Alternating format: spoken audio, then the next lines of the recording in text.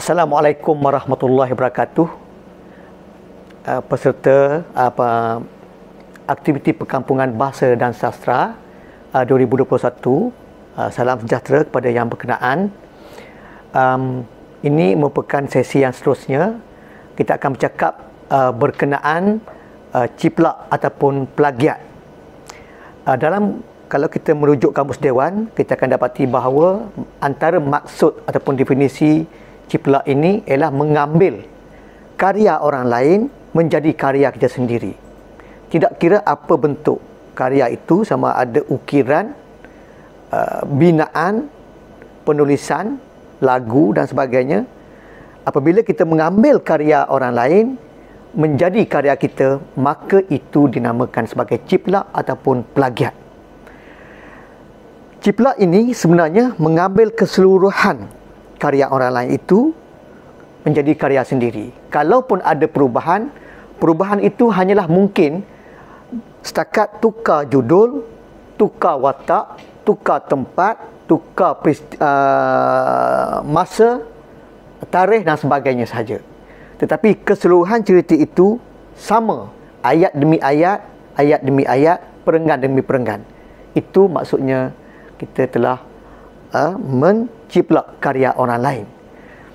Hal yang semacam ini biasa berlaku dalam kalangan penulis-penulis, tak kira sama ada penulis baru ataupun penulis lama. Dan ini merupakan satu perbuatan yang tidak bagus untuk diamalkan oleh pelajar-pelajar, terutama sekali yang baru-baru ini. Tetapi bukan bermakna penulis-penulis yang lama boleh meniru, tidak boleh. Okey. Yang paling mudah berlaku peniruan ini karya yang ditulis dalam bentuk puisi. Sebab itu kalau diadakan pertandingan puisi, atau puisi ini luas ya, ada pantun, syair dan sebagainya, tetapi yang selalu disebutkan sini ialah sajak. Sebab itulah saya menyarankan kepada penganjur-penganjur, apabila kalau mahu mengadakan sayembara penulisan sajak ataupun cerpen dan sebagainya, sajaklah terutamanya berikan waktu kepada pelajar-pelajar ini duduk di sebuah kelas ramai-ramai dalam 2 jam, beri ruang pada mereka dan dengan tajuk dan tema diberi pada ketika itu. Itu dapat mengelakkan ciplak itu. Sebab kalau mereka diberikan ruang menulis di rumah, mereka akan cari dalam internet dan sebagainya, kemudian tukar nama saja. Ini biasa berlaku. Bahkan kadang-kadang ada karya yang dihasilkan oleh sahawan negara, ASN ya, tak kira lah sama ada Samad Said ke ataupun sesiapa saja. Perkara semacam ini akan berlaku, dan ini memberi gambaran yang tidak bagus kepada penulis-penulis muda. Okey. Ada sedikit perbezaan antara peniruan dengan ciplak. Apa perbezaan dia? Ciplak ini seperti mana yang diberitahu pada peringkat awal tadi, memang 100% mengambil cerita orang lain, mengambil karya orang lain. Kalau dalam bentuk ukiran, dia ambil rompak. Senang cerita, ciplak ini adalah satu rompakan. Dia ambil karya orang lain, masuk rumah, ambil karya orang lain, kemudian sapu, gilap, letak di rumah sendiri, tukar nama kepada nama A bin B kepada C bin D, contoh. Baik, kalau skrip drama contoh, ambil skrip drama itu, tukar tajuk, tukar peristiwa, tukar tempat, latar dan sebagainya, menjadi karya sendiri. Sajak pun semacam itu. Sajak paling mudah, paling cepat, paling mudah dan biasa berlaku peniruan ini. Ambil karya orang lain, tukar nama, terus tulis mengaku itu karya sendiri. Tetapi peniruan boleh berlaku. Kenapa dikatakan peniruan ini boleh berlaku? Kerana hidup ini sendiri sebenarnya satu peniruan. Kehidupan kita ini sendiri sebenarnya satu peniruan. Kita lahir, kita makan. Kita makan, kita meniru ibu bapa kita, kakak, abang. Cara makan, cara suap, ambil nasi suap dalam mulut, kunyah, telan, kemudian sendawa, buang air kecil, air besar dan sebagainya. Kita meniru kehidupan. Adakah itu ciplak? Itu tidak ciplak. Sebab kita sendiri yang melaksanakannya. Kita sendiri yang ambil makanan, letak dalam mulut, kita sendiri yang buat. Itu peniruan. Dalam karya sastra, peniruan dibolehkan. Contoh, kita katakan, sastrawan negara menulis tentang bunga di kuburan. Contoh, bunga di kuburan. Kita boleh berkunjung ke pusara. Kita mengambil idea bunga di kuburan, contoh. Kita mengambil roh idea pengarang ini, memaparkan dia kisah seorang anak pergi ke pusara, baca doa untuk ibu bapanya, mendoakan ibu bapanya mendapat balasan yang baik pada hari akhirat. Dan kita juga menulis karya, kita pergi ke kubur, kita pergi ke pusara, mendoakan. Tetapi perkataan-perkataan doa itu, perkataan-perkataan dalam sajak itu berbeza antara karya kita dengan karya penyair ataupun penulis ataupun penyajak yang kita ambil ideanya itu. Apakah yang diambil? Ideanya saja. Ideanya saja. Ideanya saja yang kita ambil, iaitu mendoakan, berkunjung ke pusara, mendoakan ibu bapa mendapat rahmat ilahi. Cara mana kita nak menulis itu, kita tentukan kemudian. Yang penting kita tidak meniru baris demi baris, perenggan demi perenggan yang telah sedia ada dalam kisah ini. Itu dalam peniruan dalam penulisan puisi. Dalam penulisan novel ataupun cerpen, cerpen lah. Mungkin pelajar-pelajar pada peringkat ini belum mampu untuk menghasilkan cerpen novel. Tetapi menulis cerpen boleh. Okey. Kita mengambil idea. Sebagaimana contoh, saya telah menghasilkan sebuah karya yang berjudul Dilusi. Dilusi karya saya yang tersiar dalam Utusan Malaysia, Mingguan Malaysia pada satu ketika dulu tahun 2015 ataupun 2004. Dan karya itu tersiar kemudian mendapat hadiah utama dalam hadiah sastra kumpulan utusan HSKU pada tahun berikutnya. Di hadiah utama ni dalam sayembara HSKU dia ada 3 hadiah utama. Hadiah pertama, kedua, ketiga tu dia panggil hadiah utama dengan nilai jumlah hadiahnya dibayar RM1,500 setiap satu, disama. Tetapi yang saya nampak di situ, saya walaupun hadiah utama tapi saya duduk pada kedudukan yang kedua.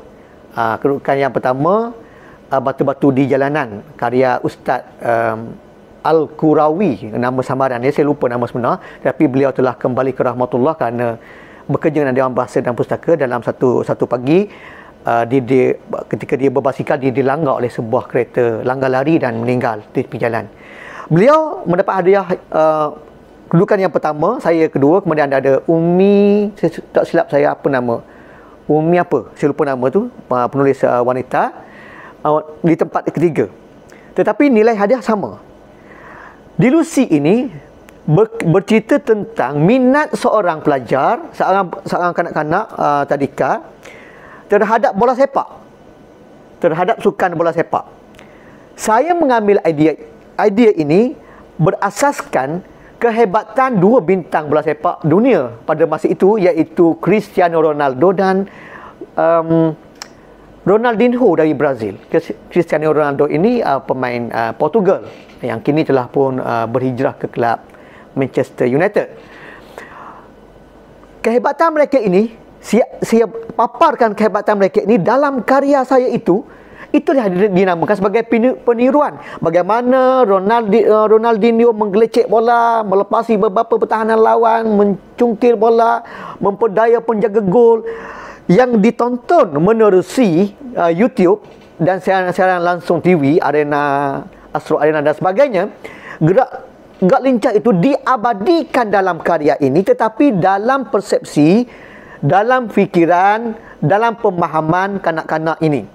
Dan kanak-kanak ini oleh sebab terlalu berminat dengan sukan ini, maka kanak-kanak ini mengimajinasikan, membayangkan. Okey, imajinasi ini membayangkan dirinya sendiri yang berada, yang beraksi sebagaimana Ronaldinho. Jadi Ini saya ambil juga daripada anak bongsu saya pada masa itu.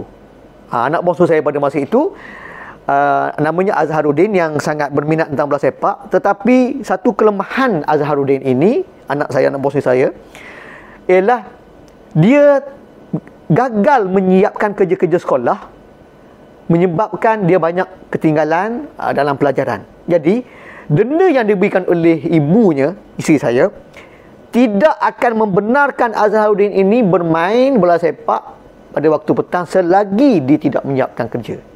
Saya memerhatikan gelagat ini, dan saya tulis sebuah resolusi itu dengan cara saya meletakkan saya sendiri sebagai Azharuddin ini. Saya sebagai Azharuddin mengumpulkan gambar-gambar Ronaldinho, mengumpulkan artikel-artikel tentang Ronaldinho dalam buku skrap. Dan saya membayangkan bagaimana saya dapat masuk ke kaca televisyen. Saya masuk dalam kaca televisyen itu, berada di stadium di Eropah, bermain bersama dengan bintang bola sepak ini. Nampak? Jadi kita ambil idea itu daripada pelbagai media.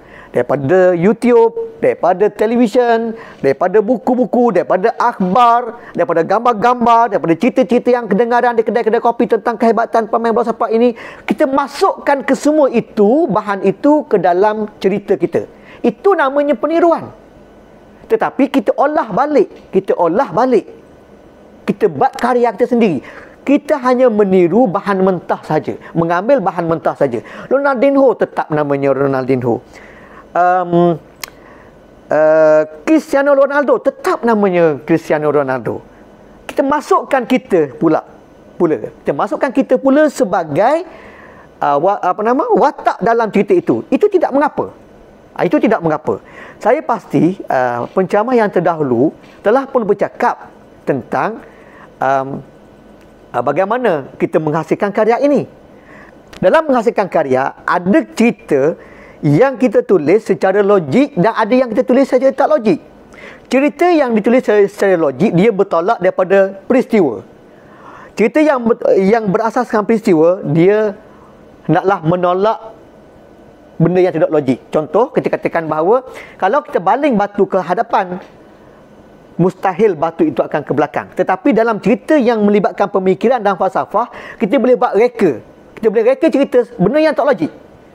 Contoh, boleh masuk. Macam mana seorang kanak-kanak boleh masuk dalam skrin TV dan beraksi di sana. Dan pada masa yang sama, kanak-kanak ini ditonton. Aksi kanak-kanak ini, Azharuddin ini, ditonton oleh kakak dan ibunya. Kenapa? Mereka mencari, di mana Azharuddin ni? Kerja tak siap, kerja sekolah tak siap. Tetapi depan televisyen ada potongan-potongan skrip ini. Ada potongan-potongan skrip ini. Tetapi apabila mereka panggil Azharuddin, tidak ada sahutan, tidak kedengaran sahutan. Mereka terpandang pada skrin TV, mereka melihat Azharuddin ini ada di skrin dan sedang beraksi. Itu tak logik. Tidak logik, tidak bersabar. Tetapi karya sastra yang semacam ini membenarkan perkara macam ini. Pada peringkat awal, karya saya itu hampir ditolak oleh dan bahasa pustaka sendiri. Dia kata cerita ini tak logik. Tetapi saya kata, dalam berkarya ada perkara yang logik, ada perkara yang tidak logik. Kenapa? Apakah matlamat saya menulis karya itu? Penulisan cerita yang semikian nak memberi gambaran dari segi psikologi kepada ibu bapa di rumah, ibu bapa dan penjaga di rumah, bahawa ada penyelesaian tertentu kita untuk membentuk akhlak dan perilaku kanak-kanak. Bermakna kita banyak menggunakan psikologi, didikan, emosi dia, kita selami. Bagaimana kita nak selesai masalah? Kita melihat kanak-kanak ini, dia malas buat kerja sekolah, tetapi dia sangat berminat dalam satu perkara. Kita beri ruang dia, minat dia itu dikembangkan, tetapi jangan kita sekat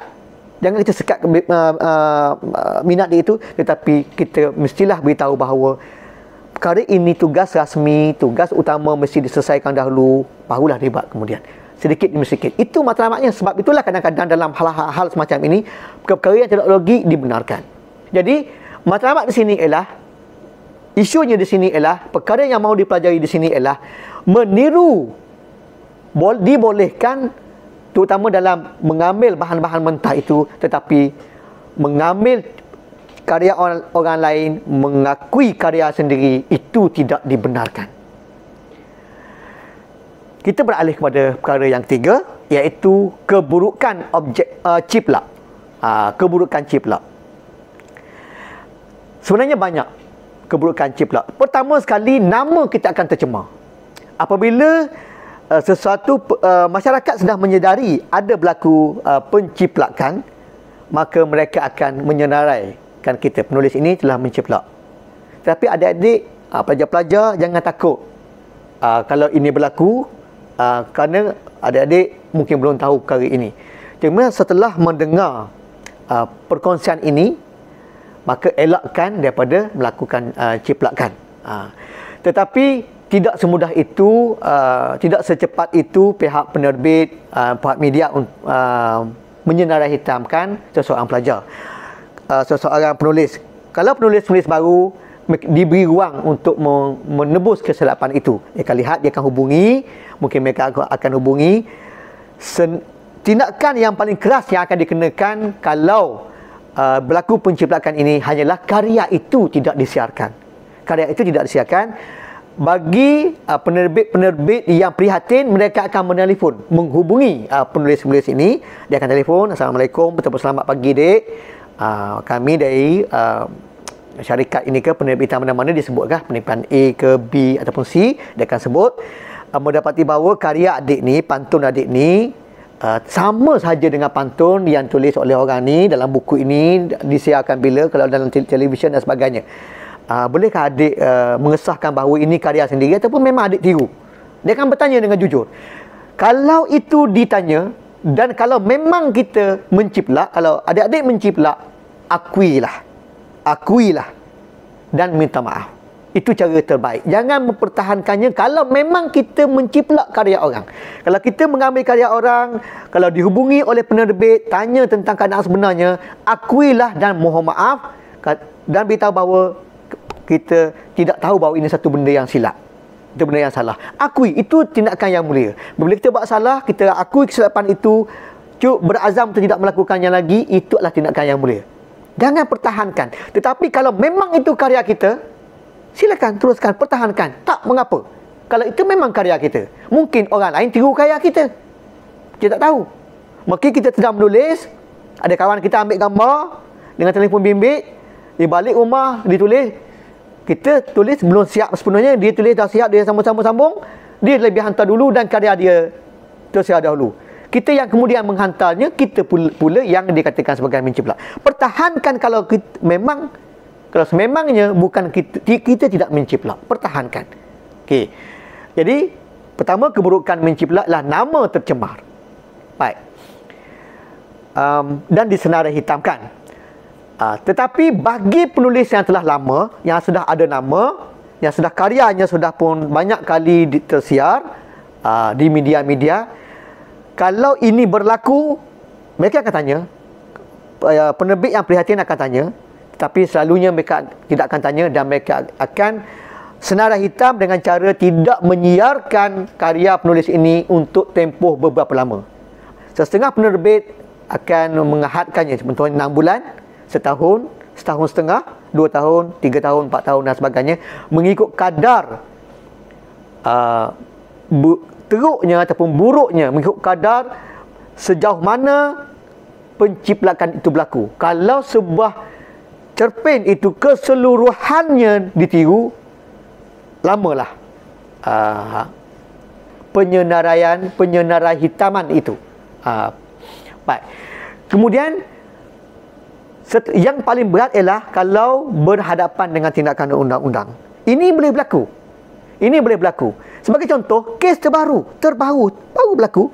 Seorang kartunis namanya Zunar telah pun menyaman seorang yang menciplak karya dia, kartun dia. 3 kartun dia asal macam ni, dia ambil gambar dalam satu kumpulan WhatsApp. Ambil gambar, orang ni tiru.